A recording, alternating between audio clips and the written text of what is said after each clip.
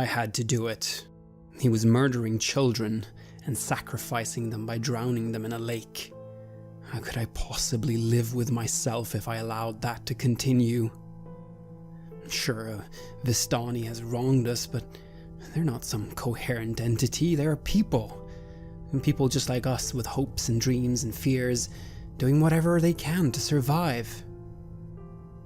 But so was Bluto, in his own twisted way. I hate what this place is doing to me. Lathander feels further away than ever. Will he forgive me for what I did? I didn't even face that man when I killed him. Just like a coward. Just like me. This is Red Moon Role-Playing.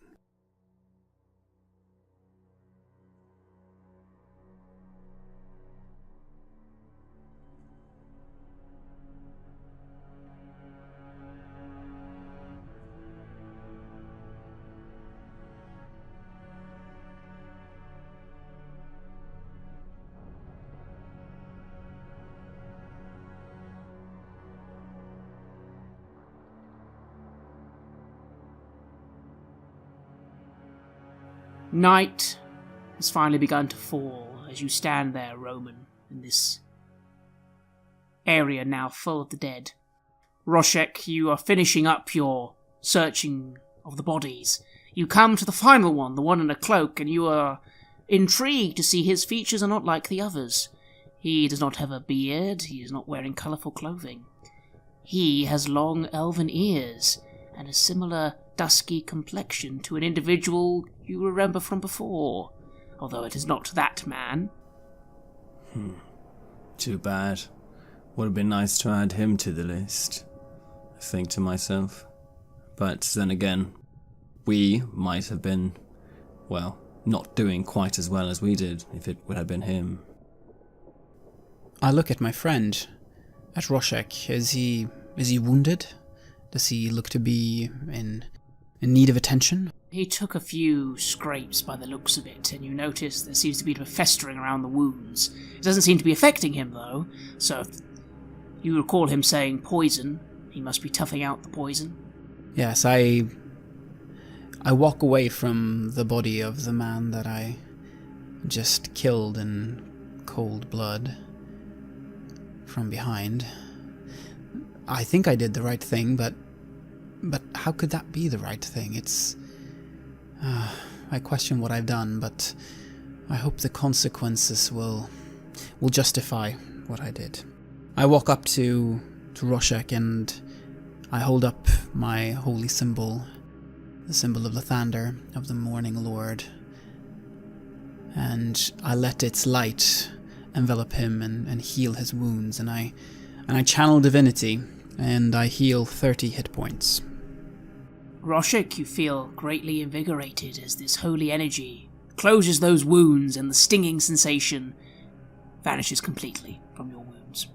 I feel the tension just leaving my body, and I nod towards Roman, still not used to this fantastic sensation of healing. I haven't travelled with clerics before.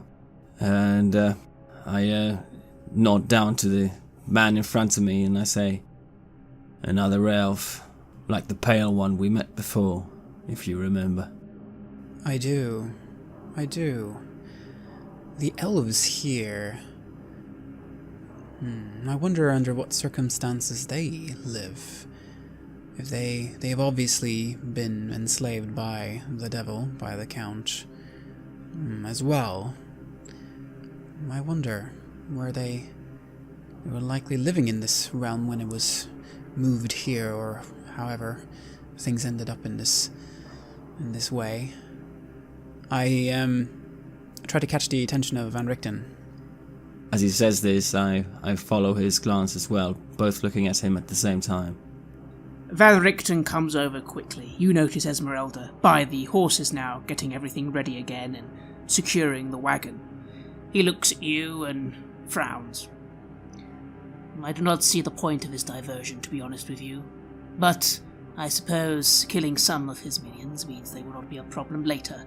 Still, we should be moving on quickly now. Yes, we shall. I meant to ask you about this elf here. The elves in Barovia. Under what circumstances do they exist here? And are they too servants of the Count? We came across one earlier. Well, I had not seen too many of them, if I am honest. I believe, from what I heard in Valakai during my time there, that there are a small group of them with the Vistani near Valakai. They keep mostly to themselves. Curious. Well, let us not linger here. If the man who escaped us is calling for help, it will be here, I suspect, sooner rather than later. So, your instincts are correct. Let us get out of here and let's get somewhere where we can get some rest. Darkness is falling. Pouring some wine over a wound that I had, I take a bite out of a piece of dry cheese that I found as well, and I nod, get up on my feet and start moving towards the horses. And you begin to move back to the horses and begin to resume your journey, although it's only a few minutes before Rudolph remarks, I believe the time has come. You two need to get in the back.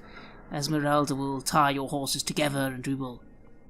I suppose we can come up with a story that I'm coming to sell horses in town. That would make sense.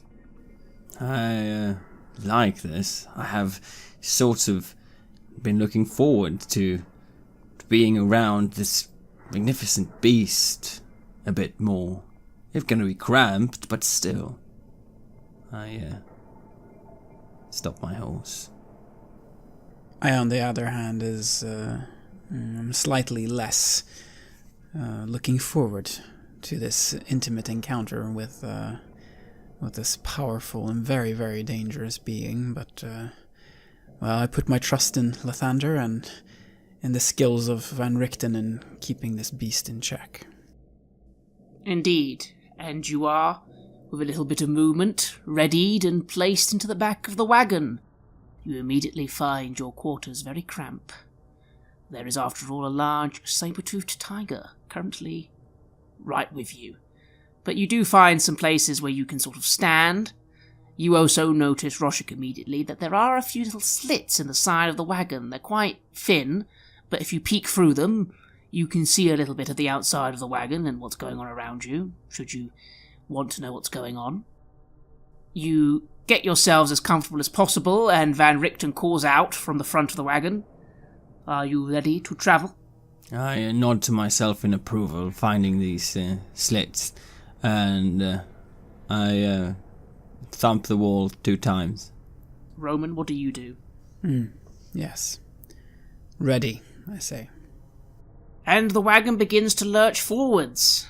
The journey is bumpy and very uncomfortable. The Mishka notices you a few times, Roman, and growls in a very territorial fashion, but she seems slightly less aggressive towards you, Roshek, merely ignoring you, or at least abiding your presence, as you journey like this for an hour or so. I don't challenge that. I'm not trying to become friends with her anymore. I just sort of enjoy being in her presence. What about you, Roman? I close my eyes and I whisper prayers to Lathander. I pray for this journey to go well and for us to be able to find a safe place to stay the night. I am in need of my powers. I am completely spent, and yes, there are so many dangers in this realm, and Lathander is so far away. Indeed. And it's not long before you feel the wagon stop, and you hear the sound of voices outside. You can't quite hear everything, but you manage to get the gist. You are being questioned. Why have you come to the gates? And there is some murmuring, talk of horses, some sounds of agreement, and you can see you are being now let into the gates of Valakai, with only one guard at the gate this time, you notice Roshek, rather than before, where there are at least 2 or 3. Still, you feel yourself rattling in, and as night has truly fallen, you are now within the walls, once again, of Valakai. After the recent, well, what shall we call it, stirring up of things that we did there, I'm not surprised they would be even a bit more hesitant towards letting people in. But at the same time, I guess the guard's strength might have been weakened. This might not be as safe for neither us nor the townspeople here anymore. But I try to keep an eye out to see what's happening around the wagon. You begin to move back into the town. You remember the road you're on. There was only one main road. You immediately notice the first difference, though, Roman. You see the church coming up, and there is no light from its windows this time. It is dark. The rafters have been damaged. Fire damage. You just hear silence and see the windows broken of the church as you pass by.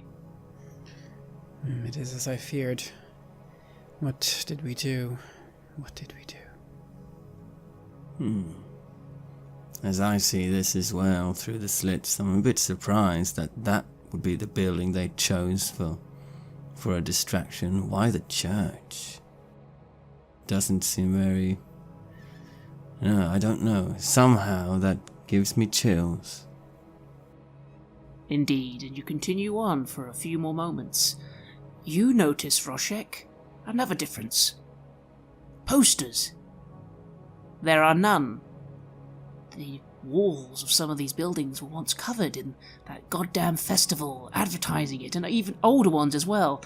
Every single one has been torn down. Now there is nothing. In fact, you see little activity on the roads. A few people passing by quickly, but there are far less. You do not see any of these masks either. You do notice, though, briefly, a group of men in hoods, black hoods covering their faces, walking silently along. Yeah, I'm not sure what festivals did for these people, if they actually raised their spirits. I whisper this to Roman, if these festivals actually raised their spirits, or if they actually, were just the oppressive thing that we thought. Yes. I wonder. Let us see what we can find out when we reach the inn and can perhaps ask what has really happened here.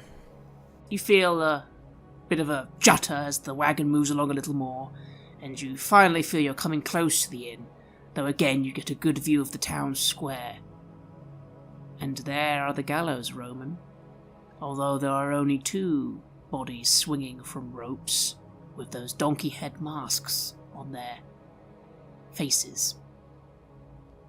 Do I recognize the clothes of the people hanging there, or can I determine somehow who they might be? Of course you recognize the clothes. You know who they are. You saw them in the dream, after all.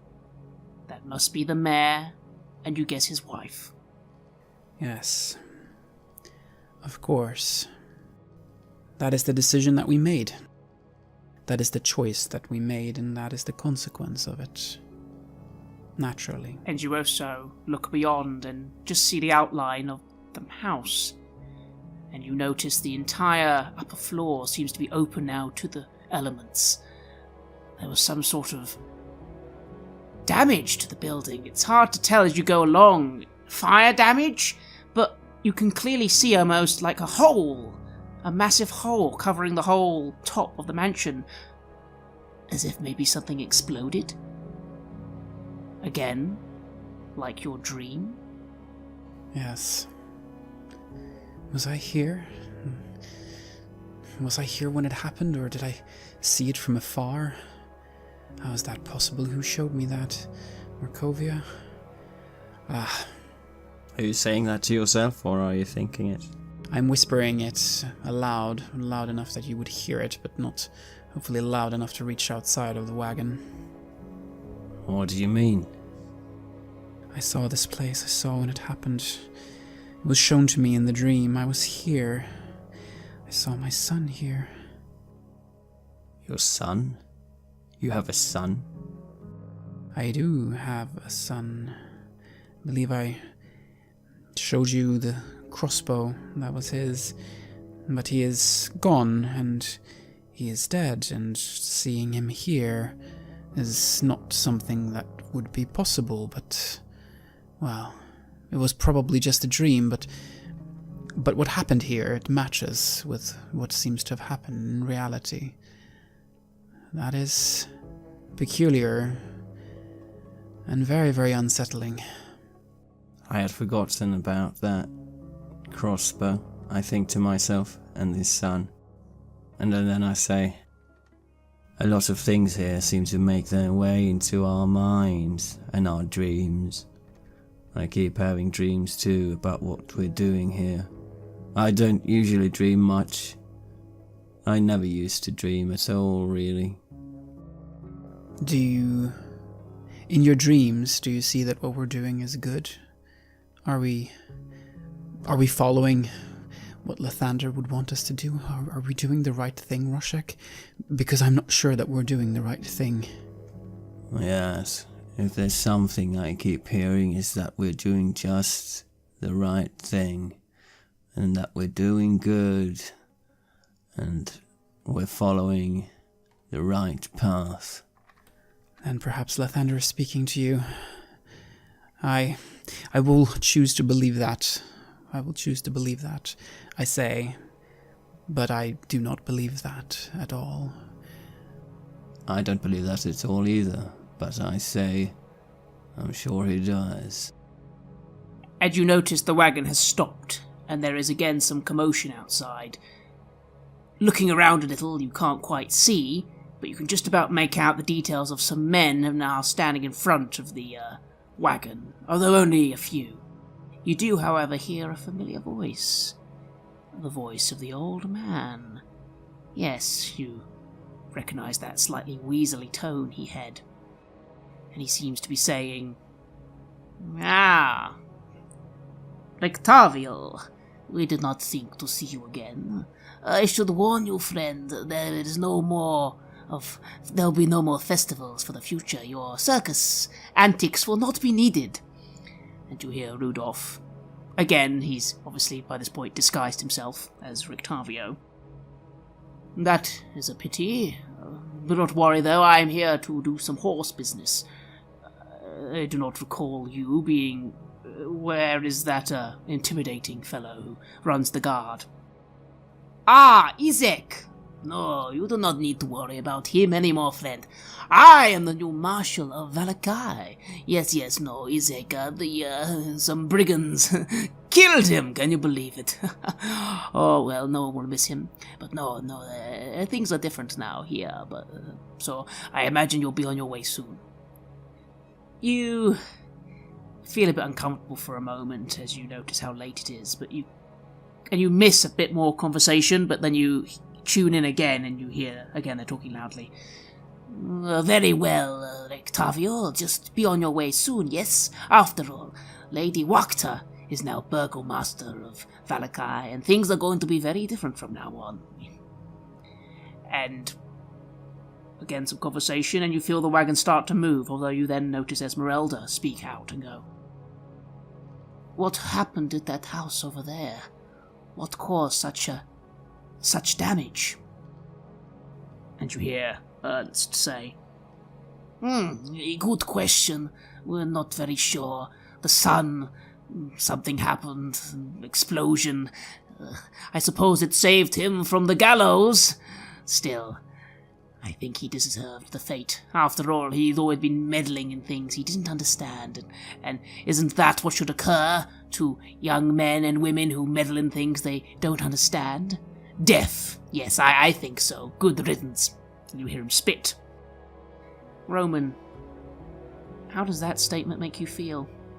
Do all young men and women who dabble in things they don't understand deserve death? No, of course not. Of course not. When we are young, we are foolish, and we make mistakes. No, that is not in any way an acceptable thing to say, and it stings in my heart because of what my family went through and how I lost them. And I realize that this is a man who I have empowered. It is because of my actions that these thoughts are now in power in Valakai. And I'm becoming more and more convinced that we did not make things better, at least not in Valakai. Indeed. And Roshek, you would take note of that as well, because 2 bodies are hanging. But yes, there was mention of a son. You remember saying something about him. You guess he is gone as well. Yeah, he was reading lots of books, and the mayor was complaining about it. I remember that. I don't know. They probably all had it coming for them anyway. And conversation seems to finally come to a close, and the wagon begins to move on.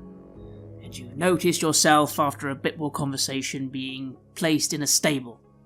And then after a long pause, the doors are opened. Van Richten pokes his head in and frowns at the pair of you. Well, we are here. I do not know if it is wise for you to venture out of the stable and into rooms. You might cause attention to yourself, but it's up to you. We are now in the inn.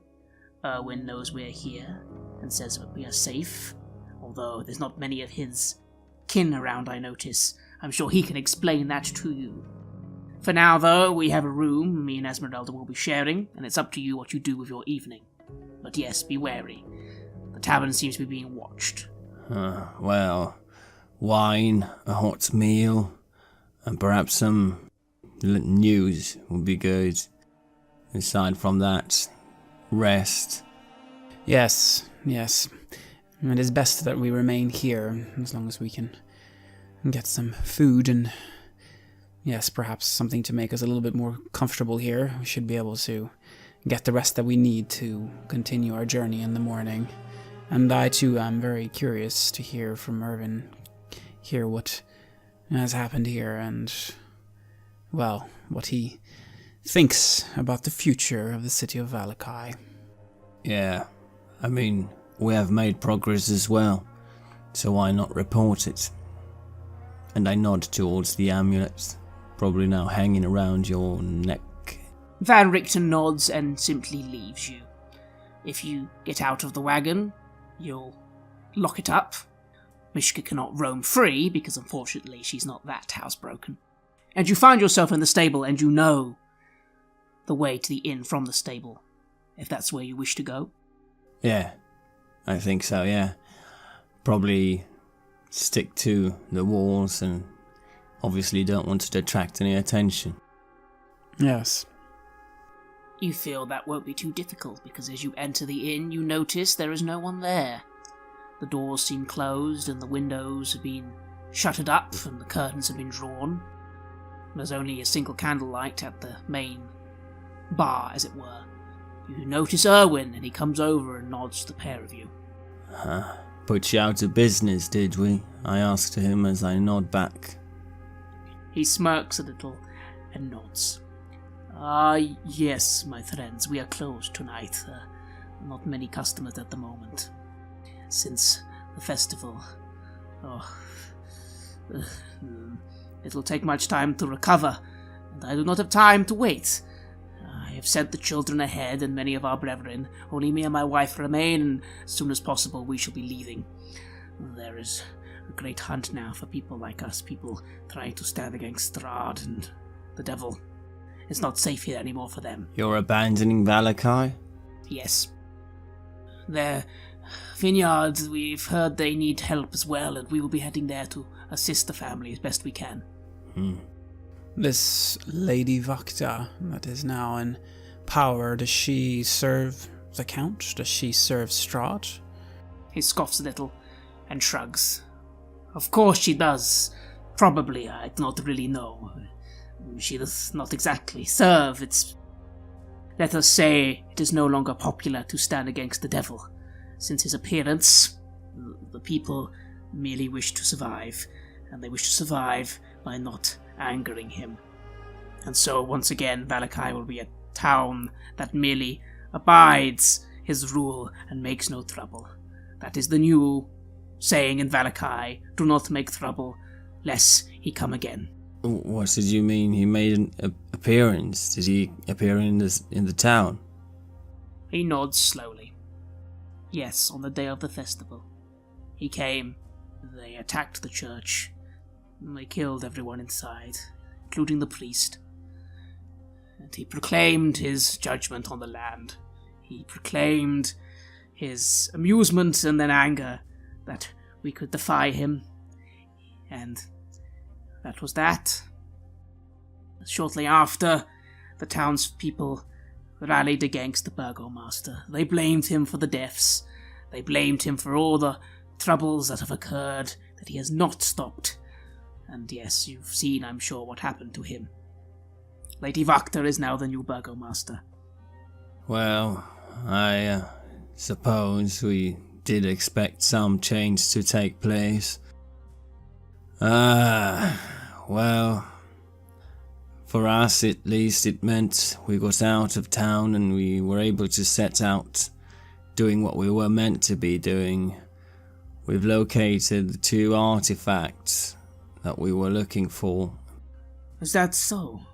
But unfortunately the blade is guarded by some sort of, I don't know, undead. This Knight of the Silver Dragon sort of order.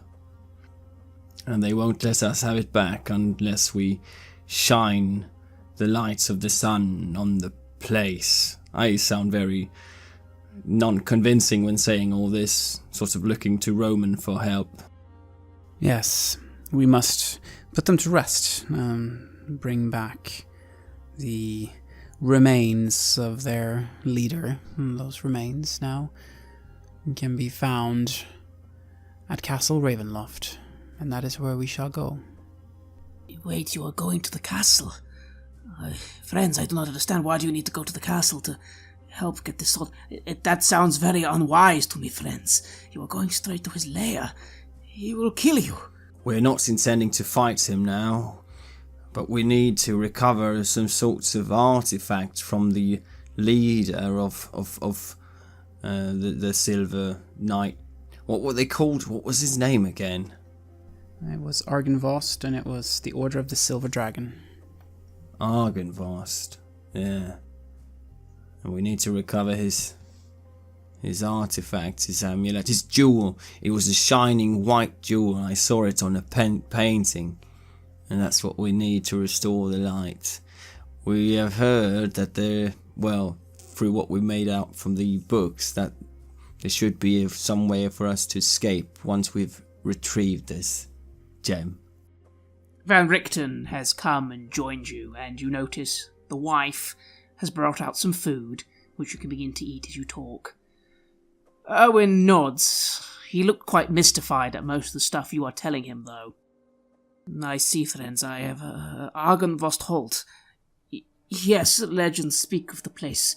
It is a dread place, though I'm amazed you entered and came out alive. Apparently, most people do not. Well, it was a close call, I say, and I scratch my shoulder. But I will trust in your judgment, I suppose, and this friend of yours, Rectavio. Although you are full of mysteries, Mr. Rectavio, I never would have expected it. The amount of weeks you were here before, and Rectavio responds, I've had to keep myself incognito, as it were. Unfortunately, I feel time soon will not be very good for that anymore. But yes, we need to get these individuals to the castle. Get this item and get out. That is the mission. Yes. And I eat and drink eagerly, having relayed this news. And you eat and at least feel some comfort, although you notice the wife go to the windows and peek out for a moment, and she frowns and remarks, so many of those damn cult followers are getting ready in the town square. There are going to be more of them, Erwin. And Erwin goes, yes, I know, my darling. He turns to you. One of the reasons we will be leaving soon. Lady Wachter will soon be rebuilding the church, not to the Morning Lord, but to the Night Mother. She says that is the future for Valakai, to worship the Night Mother and take her blessings of the night. Many of her friends are joining her cult. I fear that is the future of Valakai now. The Night Mother. Do you know her?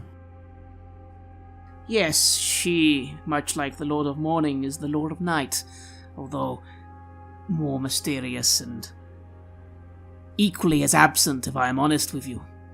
But many still worship her, feeling that she gives powers to those who believe in the dark and accept the way of this land. I tense up a bit every time she moves over to the windows to look.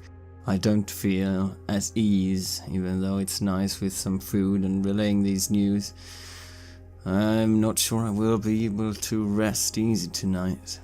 Certainly sounds ominous, doesn't it? But for now you continue to eat, and the hour starts to grow late. Owen nods to you and remarks, You can rest in one of the rooms upstairs, but I urge you not to go outside. You will draw attention. We are being watched, as I said. They've been in their new office. The new guardsmen and these cult members are searching the town, eager to find anyone who is trying to cause trouble. Stand against Strahd. After all, the townsfolk believe that is why we were met with such misfortune, as well as the church people. People died at the festival as well. We lost a lot of people. It's strange, though, the church should have been sacred ground, but his minions were able to enter easily and kill everyone. Something must have been wrong. If only the priest had said. Well, maybe his minions take all kinds of shapes and beliefs. I don't know if everyone cares about that, and how it would affect everyone. I don't know much about that anyway, I say, and I wipe my mouth with the back of my hand. Roman, how do you feel about all this news? What do you say? My worst fears have come true then. I am ice cold inside, realizing that this is all because of us, all because of the way that we handled this situation. So many innocents are now dead, and a temple to the Morning Lord has been changed into some abomination honoring the Night Mother, or whatever it is clearly an enemy of the god that I serve. And through my actions I have not served the Morning Lord, but I have served that deity instead. It is unacceptable, and I have failed my lord. But I cannot do anything to change that now. Part of me is happy that we won't be sleeping in the stables at the very least.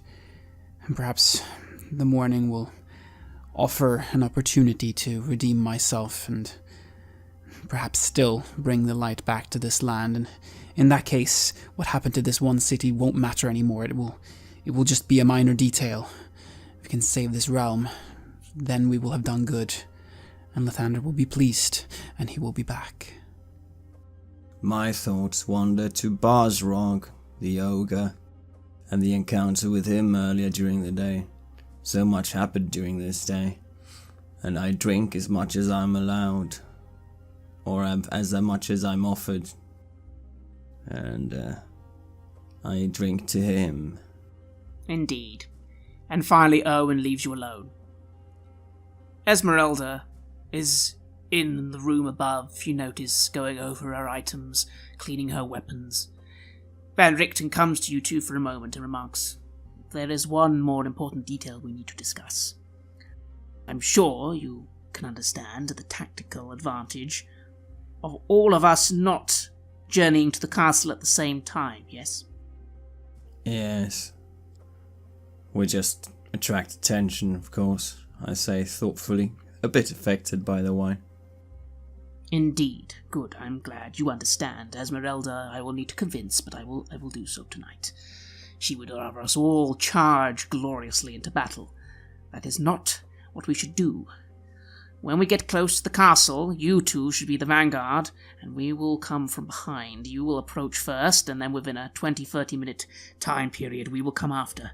He will be expecting us all to arrive at the same time. He might not be expecting us to arrive in waves. It might give us an advantage. Do you understand? Sounds like a plan, I suppose. Good. Good, yes. We will also need a place to take the horses. There is a little... Just before you arrive at the castle, there's some ruins of what once I assume was a trading outpost of some kind. I passed it on the way there before. It has some ruined stables. It would be a good place to put the horses. But we will discuss more as we move on. But I'm glad you agree with the plan that you two will go first, distract his attention, and then me and Esmeralda will follow behind afterwards. Do we really want his attention? You have it already. There is no way... Now, what with the interactions today and the other things, he sees much. Not all, of course. I have told you he's not as omnipotent as he'd like you to think. But he will know when we come to the castle. He'll be watching and waiting, I am sure. Right. Well, that sounds like a plan. So, first stop is the ruins.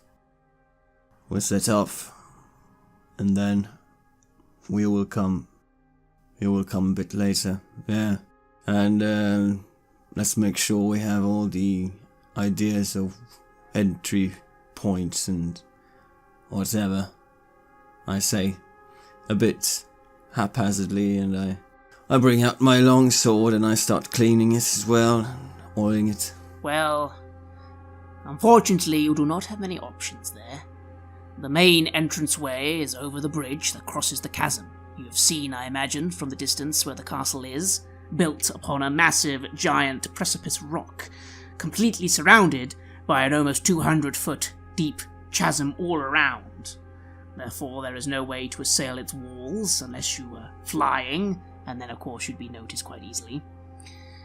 Only the drawbridge is the only way across. Once you are past the main wall, the main entranceway is obvious, but I do recall there was some other grounds to the castle. If you searched around, there might be other entrances. But that would still be once you were within its walls. I see. Well, that's what we have to work with, then. What do you think, Roman?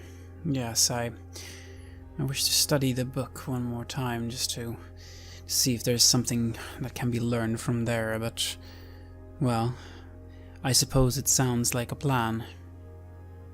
Bring it out and see what we can learn. And you will do this, and look over the book for a bit more as Rudolph leaves you. You hear some discussion occurring above as you read. Esmeralda does indeed sound like she's not fully on board with that plan. But what do you do? Do you go and investigate, or do you stay Roshek with Roman as he reads? I stay with Roman as he reads, trying to... so that we sort of figure out a plan together where we should go first. Yes, and while the discussion does sound heated at times, it quiets down as you stay downstairs. Obviously they are coming to some understanding. But yes, I suppose, Roshek, you might find it curious. You don't even like this man, really. You're wondering why Esmeralda seems to be willing to put up with his attitude. Well, that he has this beast for a companion, somehow that makes me more accepting of him, because how the beast has accepted him, because I trust Mishka's judgment somehow. I don't know why. It's a silly notion, but more or less has affected my posture towards him a little bit. And you read for a while more, Roman, although you are getting tired. You don't really find anything that new, to be honest, although you are, I suppose, looking for things that can help in your entryway. You seem to see some old maps that confirm, old pictures confirm what he said, a drawbridge leading to the walls of this castle, almost completely impenetrable from all sides, as otherwise you'd have to climb almost 200 feet from below the mountain to scale its walls, or fly over, in which case there's battlements and towers waiting for any would-be aerial assaults. Still, you think you do notice that, yes, a main entranceway, and then there seems to be some gates, and it seems there are a few other buildings attached to the castle. Maybe they could be different entry points if you felt the need to enter via those ways? Yes. I consider our options, and I show Roshek what I have found, and yes, I try to figure out if there would be something better, or to have some kind of alternative plan, just in case things would go sideways with the main plan. And I try to follow along with the reasoning, but I keep drinking wine, and after a while I start blabbering a bit, and I say, and you know, I once used to travel with an ogre, and then I sort of slump over and on the counter. I pat him on the head a little bit. And, yes, you have mentioned him. I have met him. I turn my eyes back to the book, but my eyes, they are starting to hurt. It is time to go to rest. Yes, tomorrow will be a big day. It certainly will be. What do you do with Roshek? Do you leave him slumped at the table? No, I bring him. We have a room, yes? So I shall bring him there and try to put him into his bed, ensure that he doesn't have any heavy armor or anything on, so that they can hopefully get a little bit of rest. I accept the help. I'm distant and drunk, and try and get things off and go to sleep. And finally you both rest, earning yourselves a long rest from the day's many activities. Roshek, your sleep is not the best. You are, after all, a bit drunk. You toss and turn. You find yourself remembering that day. There they were, standing before you. There was your chief at the time, or leader of the group. You tried to stand up to him, but he disagreed with you. He's told you, the Stani must not be crossed, we need to end them. And you stood aside. Do you remember why? Why did you not challenge him more? Did you just not care? I had previous, let us say, experiences of challenging authority.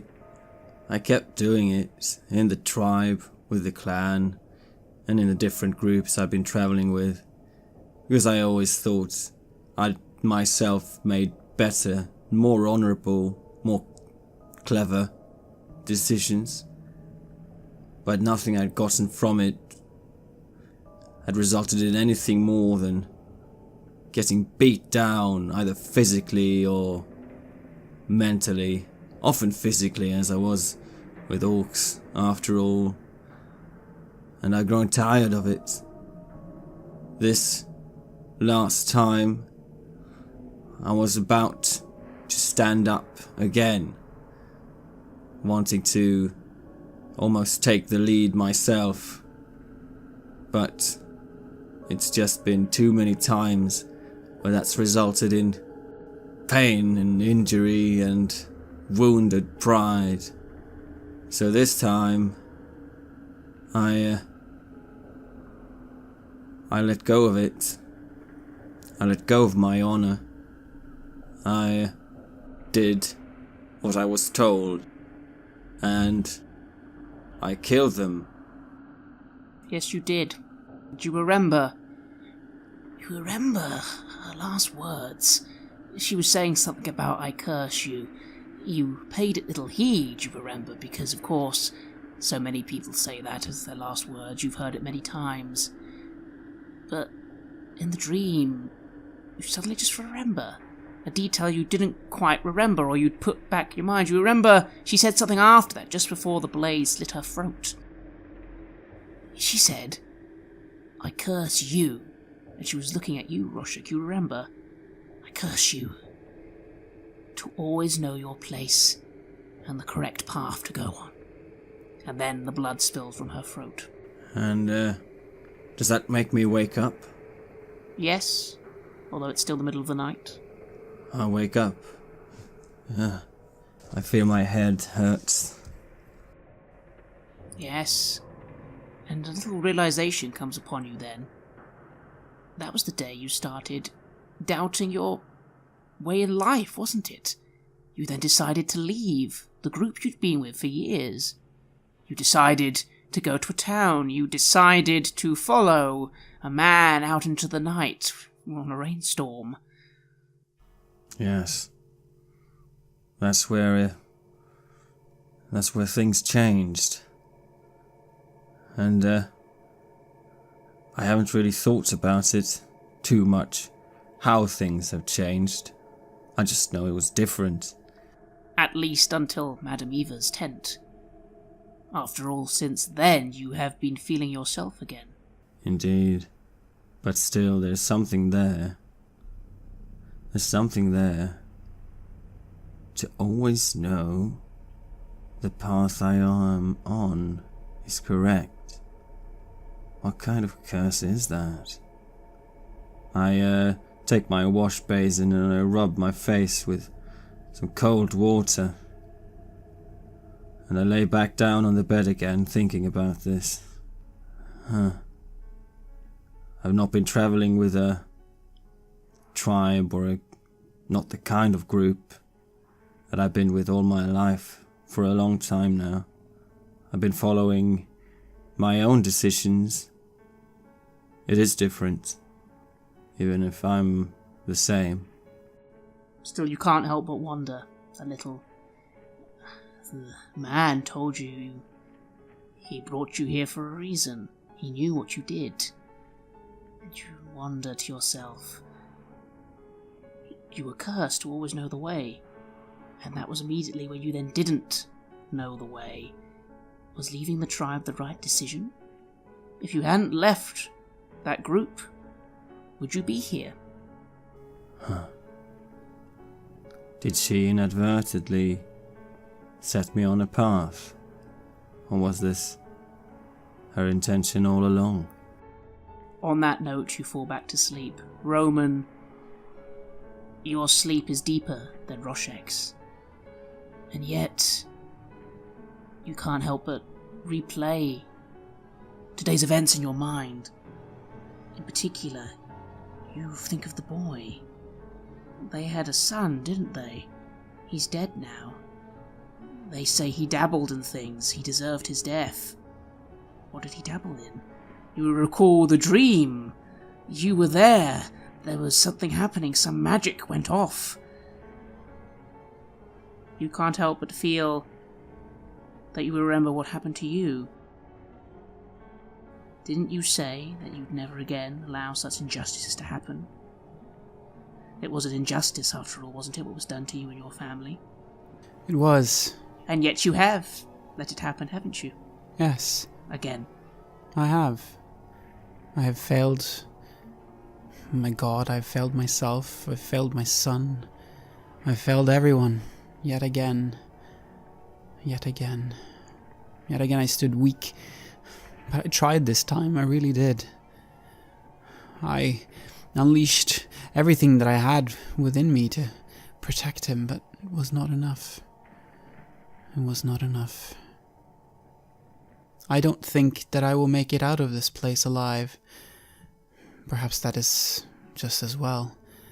My actions seem to bring only pain to those around me. Perhaps it would be best if I never woke up from this sleep. Perhaps that would be easiest. Perhaps I would see my son again. And you feel a dark malaise settle upon you, as the shadows of your dreams seem to agree. Yes, Roman, yes, you have failed all, and nothing you've done has achieved anything. But there's still a different path you can take. Yes, will you consider it? Yes, he will. Before the end you will, I'm sure. Yes, and again that cacophony of voices, not one strong voice, but many from the shadows. They continue as you sleep deep into the night. And finally, dawn comes. Or, again, The dawn you are becoming so used to now, that seems no different from the night. And you wake and ready yourselves. After all, today may end with you at the gates of Castle Ravenloft, the lair of the devil himself.